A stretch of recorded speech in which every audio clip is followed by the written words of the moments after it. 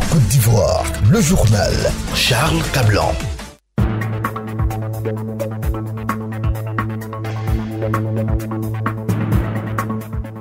Dans l'actualité ce samedi, l'insécurité à la frontière ivoiro-malienne. Une attaque menée cette semaine contre des éléments des forces de sécurité a fait un blessé. De fréquentes échauffourées ont lieu entre Ivoiriens et Maliens. Les populations demandent une meilleure sécurisation de cette frontière. On en parle dès l'entame de ce journal. 17 civils tués, bilan d'une attaque menée la nuit dernière dans un village au Niger. Attaque qui résulte d'un conflit intercommunautaire entre Peul et Touareg. Le drame a eu lieu dans une localité située à la frontière avec le Mali. Et puis Cuba observe depuis ce samedi 2 jours de deuil national au lendemain du crash d'un Boeing 737. Le bilan fait état de 107 morts et de 3 blessés graves. L'avion s'est écrasé sur une zone non habitée alors qu'il venait de décoller de l'aéroport de La Havane. Voilà pour les titres. Radio Côte d'Ivoire, le journal. Bonsoir et merci de votre présence. Et on ouvre ce journal avec cet incident survenu à la frontière ivoiro-malienne. Mercredi dernier, en effet, des citoyens maliens ont ouvert le feu sur des éléments du sous-groupement tactique interarmé de Goulia en patrouille à la frontière. Attaque consécutive à l'interpellation des Maliens qui portaient un fusil de type calibre 12 et des munitions. Le bilan est d'un blessé grave, un élément des forces de défense. Tano connaît pour les détails.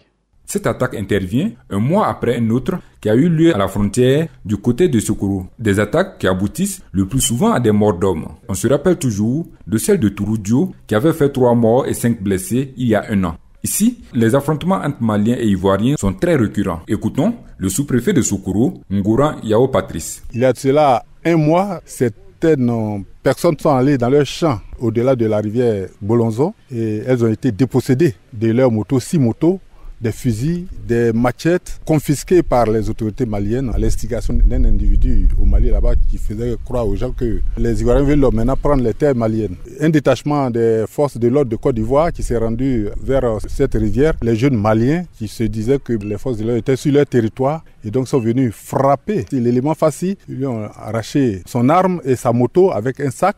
Pour résoudre définitivement le problème, les populations ivoiriennes de la frontière souhaitent une délimitation des frontières.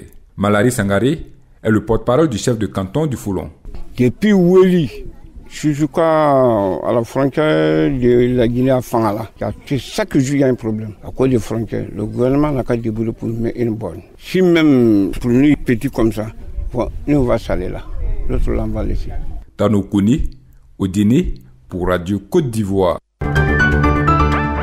Retour à Abidjan, donc pour parler cette fois-ci de politique avec le RDR qui se prépare pour les prochaines échéances électorales. Le Rassemblement des Républicains demande à ses nouveaux électeurs de se faire inscrire sur les listes électorales.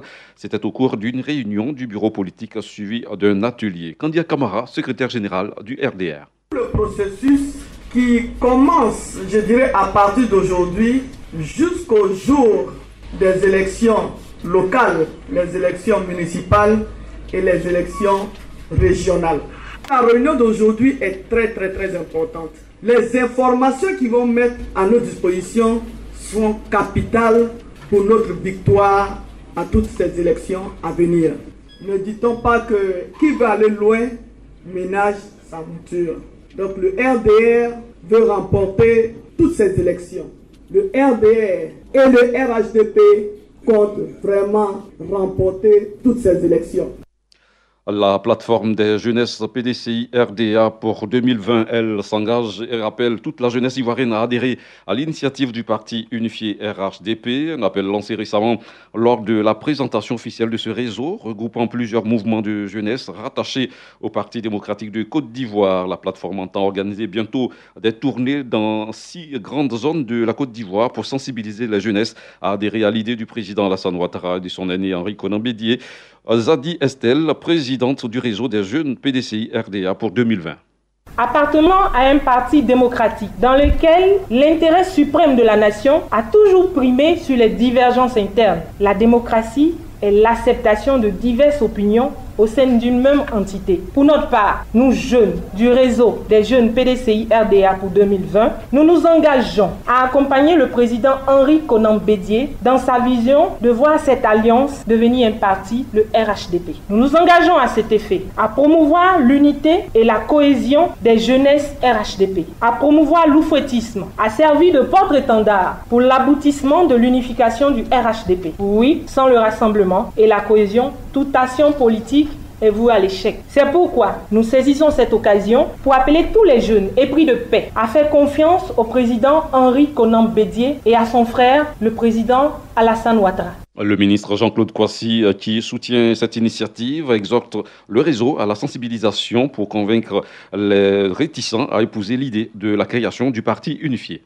Le RHDP est donc pour nous tous une chance et une opportunité que nous devons, sans exclusive, saisir et faire prospérer. Je voudrais donc vous exhorter à porter par mon et par vous le message d'union, de rassemblement et de progrès que le RHDP véhicule sur l'ensemble du territoire national. Il vous reviendra chaque jour, à chaque heure, de sensibiliser, d'informer et de former aux valeurs de paix, d'unité et de rassemblement pour que toutes les Ivoiriennes et tous les Ivoiriens se joignent au creuset d'espérance et de progrès que portent et valorisent les enfants et petits-enfants du président Félix Houphouët-Boigny à travers le RHDP.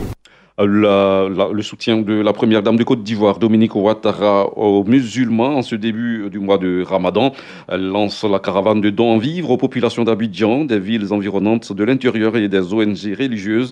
La cérémonie de lancement a eu lieu ce samedi à son cabinet. Il s'agit de dons en vivres composés de lait, de sucre, de pâtes alimentaires, de sucre d'une valeur de 50 millions de francs CFA. Des précisions avec Nadine Sangaré. Elle est la directrice Côte d'Ivoire de la Fondation Children of Africa. Elle souhaite à toute la communauté musulmane un bon mois de jeûne, de partage et de prière. Chers frères, chères sœurs, vous recevrez aujourd'hui des vivres pour accompagner la rupture du jeûne durant ce mois saint. Ainsi, ce sont du riz, du sucre, du lait, des pâtes alimentaires qui vous seront offerts. Cette année, ce sont les guides religieux des mosquées du district d'Abidjan et de ses environs, des villes de l'intérieur, ainsi qu'une quinzaine d'associations musulmanes qui recevront ces denrées alimentaires. Le souhait de Madame la Première Dame est que ces dons vous aident à aborder en toute tranquillité le mois de Ramadan. Elle vous invite à demeurer en prière pour vous, vos familles et vos proches. Chers guides religieux, le mois de Ramadan est l'occasion pour vous de nous rappeler le message d'amour, de partage, de pardon et de miséricorde d'Allah envers notre prochain. Puisse Allah nous aider à aller au bout de notre engagement. Ramadan Moubarak à tous. Un geste apprécié par les bénéficiaires. Quelques réactions. Touré Mariam, veuve Bakayoko, présidente fondatrice de l'Union des veuves femmes de Muni d'Adjamé et d'Abobo. Vraiment, je dis alhamdoulilah, je suis très contente parce que nous sommes 600 veuves et femmes de Muni. Donc recevant ça pour pouvoir rompre le jeûne, c'est très important. Je dis merci à notre maman chérie, la première dame, maman Dominique Ouattara. Les mots me manquent, vous lui dites merci. Fanny Yaya, représentant de l'ONG AMAP. Amis des malades et des personnes en détresse. Vraiment, c'est un véritable honneur d'être là pour participer à l'œuvre de charité de la Première Dame. Cela nous permet aussi d'aider d'autres personnes au niveau d'Abobo. L'année passée, c'était au niveau de Clocha, on a donné plus de 400 démunis. C'est vivre qu'on reçoit de la Première Dame. Cette année, on estime à près de 600 personnes. Demain dimanche, les fidèles chrétiens du monde célèbrent la Pentecôte, une célébration qui arrive 10 jours après l'ascension de Jésus-Christ et donc la création de la première église. Sur le sens de cette fête, écoutons le pasteur Herman Seri du ministère de la Maison des Miracles. La Pentecôte, c'est l'accomplissement d'une promesse que Jésus fait à ses disciples. Après sa résurrection et le temps qu'il a passé avec eux, il leur demande d'attendre parce que il va partir, et quand il partira, comme il a dit en ses propres termes, il est avantageux pour vous que je m'en aille afin que vienne l'Esprit consolateur. Donc la Pentecôte, c'est ce jour où les disciples réunis dans ce qu'on appelle la chambre haute vont recevoir cette visitation qui est l'accomplissement de la promesse que Jésus leur a faite, la descente donc du Saint-Esprit pour faire d'eux des témoins. Un chrétien, pour entrer dans la Pentecôte, doit prendre des dispositions particulières. On écoute à nouveau le pasteur Herman Seri. Comme les disciples l'ont fait, c'est un temps d'attente. Il faut attendre le Saint-Esprit, parce que lorsqu'on vous fait une promesse, vous n'avez de choix que d'attendre que la promesse puisse s'accomplir. La deuxième des choses, il faut pouvoir désirer cela. Et la troisième des choses, c'est que lorsque vous recevez cette promesse qui est le Saint-Esprit, il faut manifester, n'est-ce pas, le Saint-Esprit, l'œuvre du Saint-Esprit. C'est ce que Pierre a fait. Lorsqu'il a reçu le Saint-Esprit, il a commencé à parler de Jésus. Ce Pierre qui a régné Jésus 3 fois, il a pu parler à 3000 personnes qui se sont converties au christianisme seulement parce que il a manifesté l'Esprit de Dieu qui était en lui. Direction maintenant Botro, dans la région de Gbeke, qui a désormais sa trésorerie principale. Le siège ultramoderne de la finance nationale a été inauguré en présence des autorités administratives, politiques et coutumières de ce département. Et pour le directeur général du Trésor et de la comptabilité publique, la réalisation de cet ouvrage est l'illustration parfaite de la volonté de la direction générale du Trésor de consolider le rapport privilégié que ses services entretiennent avec les collectivités territoriales. Assaoré Kononjak. Avec la mise en service de votre Trésor, nous entendons vous servir au mieux. Vous pourrez désormais effectuer vos opérations financières sur place et en toute sécurité, vous évitant ainsi de longs déplacements et les risques qui y sont liés. Nos guichets sont également ouverts pour vos souscriptions aux bons et obligations du Trésor public qui constituent des produits d'épargne attractifs et sûrs. N'hésitez donc pas à solliciter nos prestations. La réalisation de cet ouvrage est l'illustration parfaite de la volonté de la Direction générale du Trésor et de la comptabilité publique de consolider le rapport privilégié que nos services entretiennent avec les collectivités territoriales. Aujourd'hui, c'est une réalité. Il nous appartiendra à tous d'en faire un véritable outil au service du développement de notre département.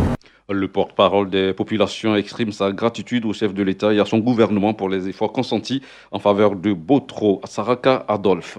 Les populations de Botro voudraient, par ma voix, exprimer leur reconnaissance et leur infinie gratitude au président de la République de Côte d'Ivoire, M. Alassane Ouattara, et à son gouvernement. Il leur exprime cette infinie gratitude pour toutes ces actions, ces progrès réalisés qui ont permis à la Côte d'Ivoire de reprendre le chemin du progrès et de la croissance économique. En effet, en moins d'une décennie de gouvernance, le pays tout entier a fait des progrès étonnants, tant sur le plan économique que social. Ici, à Botro, l'émergence n'est pas vécue comme un vain mot, mais une réalité bien tangible.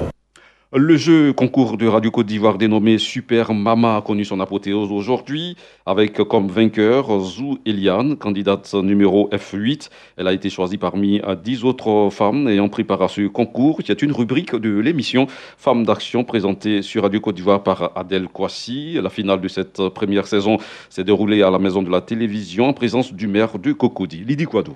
Dédiée à la femme, l'émission Femmes d'Action vise à impulser son autonomisation et sa promotion. Les femmes qui excellent dans plusieurs domaines d'activité sont ainsi présentées dans la rubrique Super Mama aux auditeurs de Radio Côte d'Ivoire qui, par des votes, en ont choisi les 10 meilleurs. À travers ce jeu concours, Radio Côte d'Ivoire veut non seulement encourager plus de femmes à s'intéresser à ces programmes, mais aussi contribuer à leur autonomisation. Des précisions avec Sali Silué Konaté, directrice de Radio Côte d'Ivoire. On a reçu à travers les émissions hebdomadaires des femmes de différents secteurs et à travers ces émissions, on faisait voter les auditeurs en direct. À la fin, on a retenu celle qui a eu plus de points durant les émissions hebdomadaires. Parmi ces 10 candidats, on choisit la meilleure. Aujourd'hui, le produit femme a du mal à se mettre en valeur. Nous avons créé cette émission pour qu'elle puisse mieux se valoriser sur nos antennes et sur la Côte d'Ivoire. Les lauréates de cette première saison exhortent les femmes à tout mettre en œuvre pour venir en aide à leur entourage. Zou Eliane, première lauréate avec 4303 votes. Nos maris, financièrement, c'est pas trop ça. Donc, à toutes les femmes, faut pas, ils vont compter si seulement l'homme. Parce que ce que l'homme fait, la femme peut faire mieux que ça. Anne-Cécile Conan, deuxième à Super Mama. C'est un concours de reconnaissance de la lutte que nous sommes engagés à mener depuis un certain nombre d'années. Et quand toute la Côte d'Ivoire reconnaît en me votant, je suis fière. Les lauréates ont reçu plusieurs lots, notamment des chèques dont les montants varient entre 30 et 100 000 francs CFA.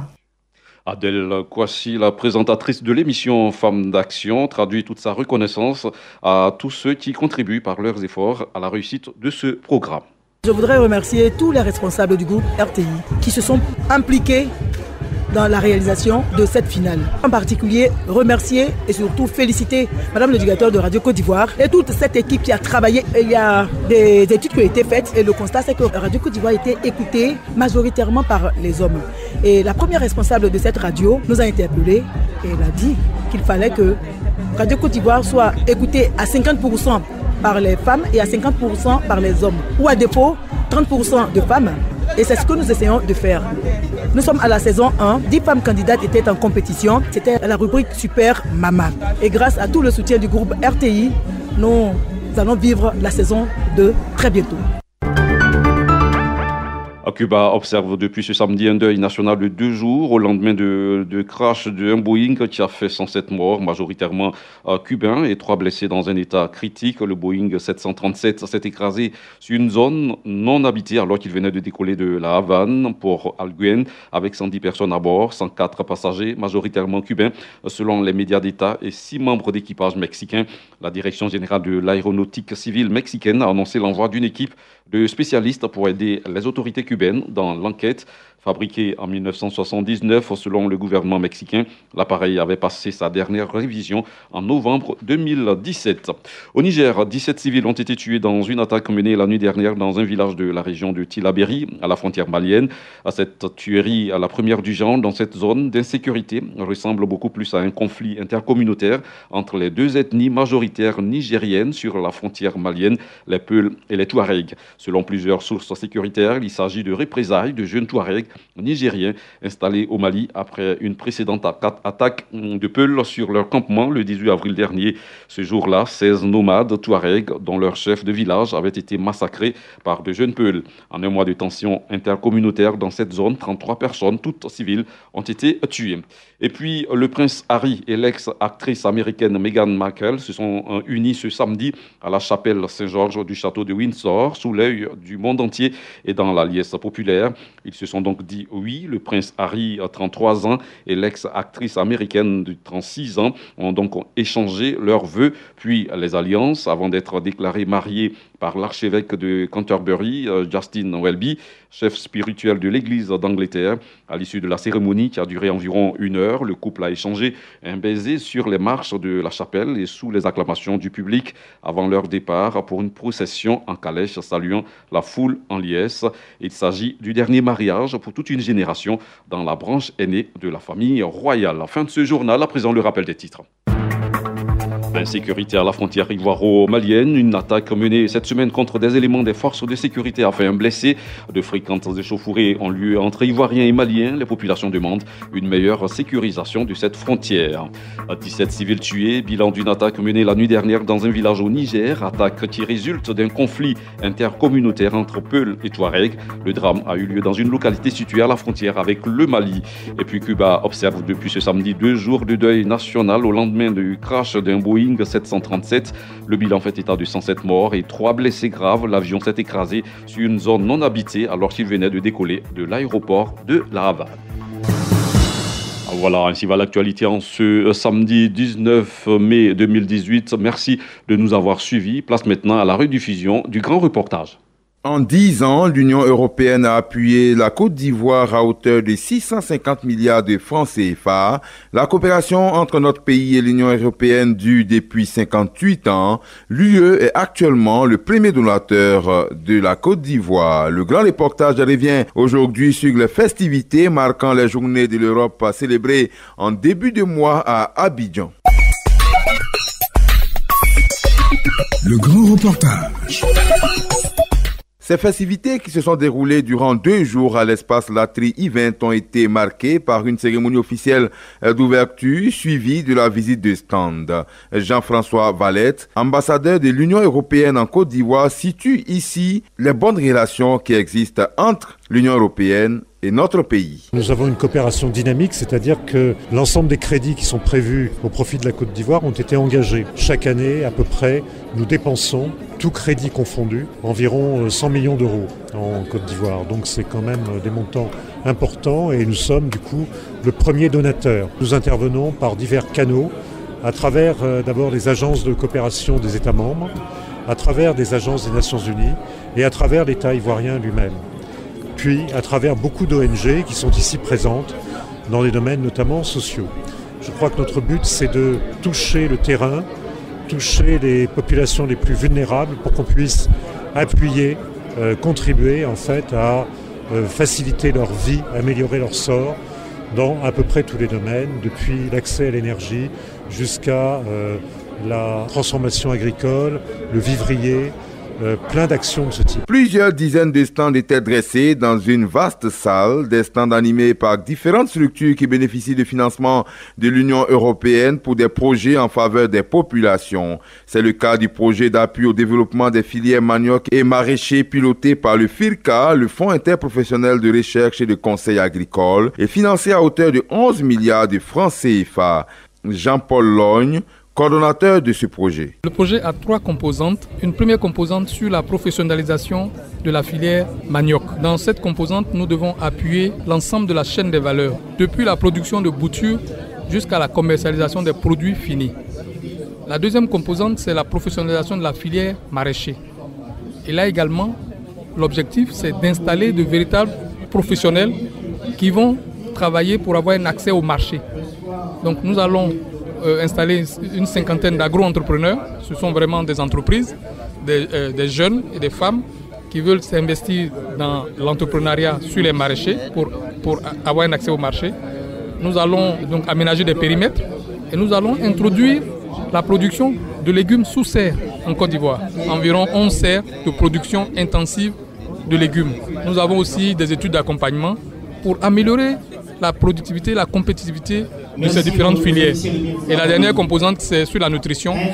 Et nous avons l'intention de travailler avec les cantines scolaires pour améliorer le niveau d'alimentation, introduire donc des aliments riches en nutriments et introduire des légumes dans l'alimentation de nos jeunes enfants. L'Union européenne a également consacré 16 milliards de francs CFA pour la fourniture d'eau potable en milieu rural. Il s'agit du projet hydraulique et assainissement pour le millénaire dirigé par Ido Adama, directeur de l'hydraulique rurale et périurbaine à l'ONEP, l'Office national d'eau potable. Il nous donne ici les détails de ce projet. L'une des composantes, c'est de faire des infrastructures d'eau potable, notamment des mini-addictions d'eau pour 100 localités des 5 régions, le Tonkui, le Cavalier, le Guémont, le Haut-Sassandra et la Marawi. La deuxième composante, il ne suffit pas de donner de l'eau, il faut aussi apprendre les bonnes pratiques de conservation de l'eau, notamment l'hygiène et l'assainissement autour des points d'eau et même dans les ménages.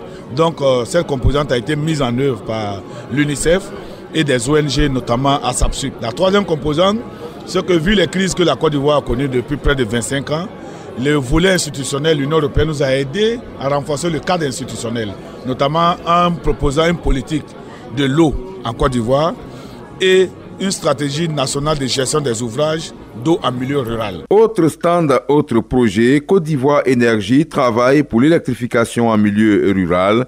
Projet dénommé Energos et piloté par Kader Sissé. C'est un projet qui vise à permettre à plus de populations ivoiriennes d'accéder aux services d'électricité, une électricité de bonne qualité. Il vise à la construction d'un nouveau dispatching national à Yamoussoukro. Il comporte également un volet électrification rurale. À travers ce projet, environ 110 000 clients vont être raccordés au réseau national. Donc on va développer le réseau dans les zones du projet. Donc, Abidjan, Boaké et San Pedro, c'est les zones principales de développement du projet. Donc à travers ce projet, environ 110 000 clients nouveaux vont être raccordés au réseau national. En appui à ce projet, Éclair Ivoire apporte la solution de l'énergie renouvelable. Étienne Liberty est le coordonnateur du projet Éclair Ivoire. Le projet consiste en 2 composantes, une composante électrification rurale par énergie renouvelable et une composante efficacité énergétique dans les bâtiments publics qui vise à créer un démonstrateur pour montrer la capacité à réaliser des économies d'énergie, notamment dans les bâtiments publics. Alors l'objectif c'est d'électrifier une trentaine de localités, donc environ 10 000, apporter l'électricité à environ 10 000 personnes par des énergies renouvelables, donc propres et durables. Et l'efficacité énergétique, l'objectif est de montrer qu'il est possible de faire des économies d'énergie, à la fois donc pour faire des économies financières, mais aussi pour diminuer la consommation d'énergie. En matière de protection civile, Expertise France a un projet également financé par l'Union européenne pour 6 500 millions de francs CFA. Les détails de ce projet avec Emmanuel Pascal Fieux, consultant formateur. Actuellement, nous avons plusieurs volets. Le volet formation pour les 1500 pompiers civils de la Côte d'Ivoire. Aujourd'hui, on pourrait dire que nous avons déjà formé 1100 pompiers en formation initiale. Nous avons un volet infrastructure et équipement. On nous a proposé 10 centres de secours pilotes dans tout le pays, répartis dans 10 capitales de région. Ces 10 centres pilotes, on les équipe entièrement en matériel opérationnel et matériel de vie courante pour le personnel de garde. Les pompiers seront formés. Déjà, c'est la première chose. Et pour les 10 centres de secours pilotes, ils vont être équipés en matériel opérationnel, c'est-à-dire ambulances, camions d'incendie, d'autres équipements aussi, mais aussi les équipements opérationnels pour ces 10 centres. Mais ils ont également le matériel de la vie courante, les lits, les matelas. En plus, nous faisons un complément de travaux, un complément des conseils régionaux qui, eux, ont construit les centres de secours. Plusieurs projets sociaux à l'endroit des populations sont exécutés par des ONG internationales. C'est le cas notamment de Action contre la faim. Diallo Badriyeo conduit un projet de santé et nutrition financé par l'Union européenne. Nous avons travaillé avec 12 centres de santé à base communautaire.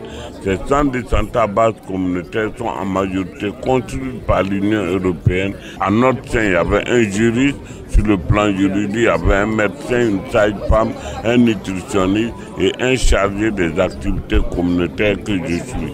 Donc nous avons à tous les niveaux fait du renforcement de l'équipement, de la réhabilitation et surtout du renforcement des capacités des prestataires et des communautaires. Et nous avons réussi à créer un cadre d'échange que nous avons appelé le CECOM, le cercle d'échange communautaire, pour que la communauté, les prestataires se retrouvent en dehors des soins et en dehors des consultations pour réfléchir sur la vie et l'amélioration des services et des soins au sein du centre de santé.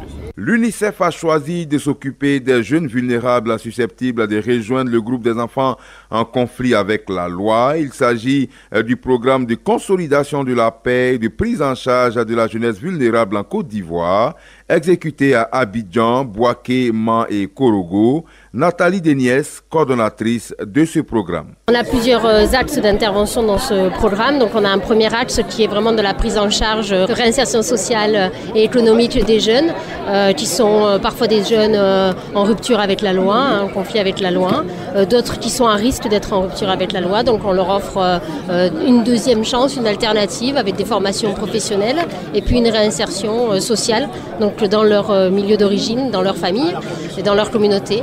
On a un deuxième axe qui est un axe d'appui au gouvernement, au ministère de l'Éducation nationale pour l'intégration des écoles coraniques dans le système d'éducation nationale qui permet de donner à tous les enfants une même chance d'éducation en Côte d'Ivoire. Et puis un troisième axe qui est un axe de cohésion sociale, donc un axe communautaire où on intervient là dans les communautés pour réduire les risques de conflit, réduire les risques d'enrôlement des jeunes dans des bandes violentes par exemple. Dans la même lancée, l'ONG suisse Interpeace œuvre pour la paix et la cohésion sociale en Côte d'Ivoire avec son partenaire local, l'ONG Indigo, pour un coût de 330 millions de francs CFA, entièrement financé par l'Union européenne. Mathilde Ovouda, chargée du programme à Interpeace. Nous sommes là pour appuyer, guider, faciliter des réflexions, mais aussi des actions collectives. Par exemple, on a un projet à l'ouest du pays, dans le district des Montagnes, où nous avons fait un diagnostic participatif des défis à la paix.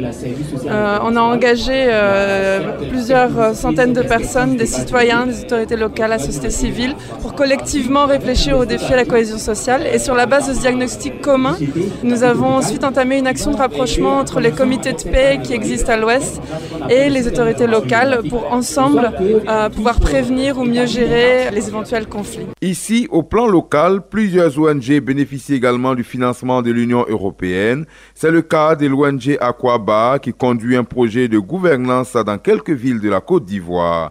Kwame Kwasi Martin, assistant chargé du programme à l'ONG Aquaba. Nous conduisons le projet d'appui de contribution au budget participatif, le projet d'accès à l'information et au renforcement des capacités des leaders d'opinion et d'animation des forats communautaires dans 10 communes de la Côte d'Ivoire. Notre projet consiste à contribuer à la gouvernance et à la redevabilité donc de ces communes-là face à leurs administrés, donc les populations. Désormais, les populations s'intéressent à la chose commune.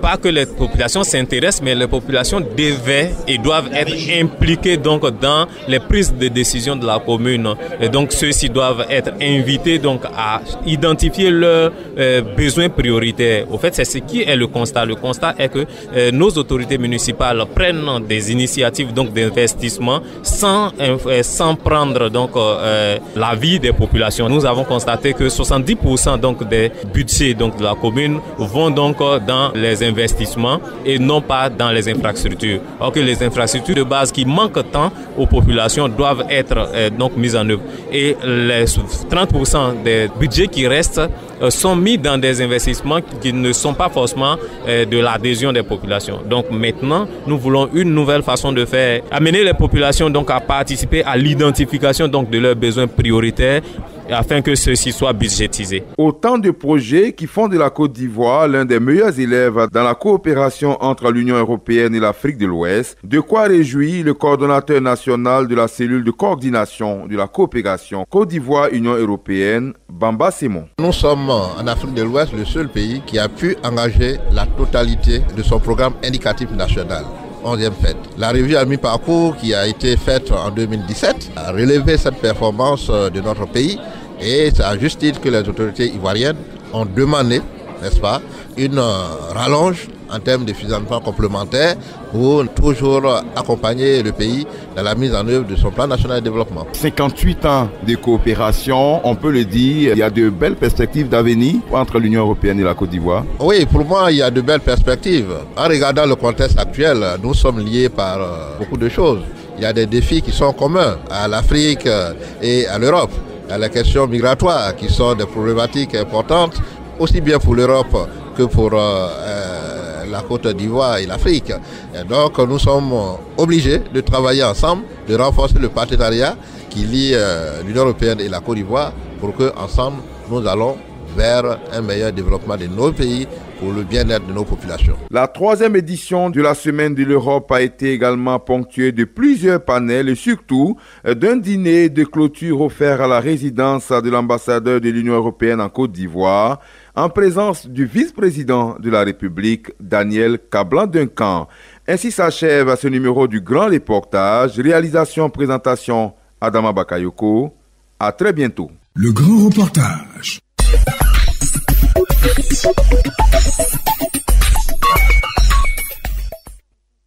C'était le journal présenté par Charles Cablan.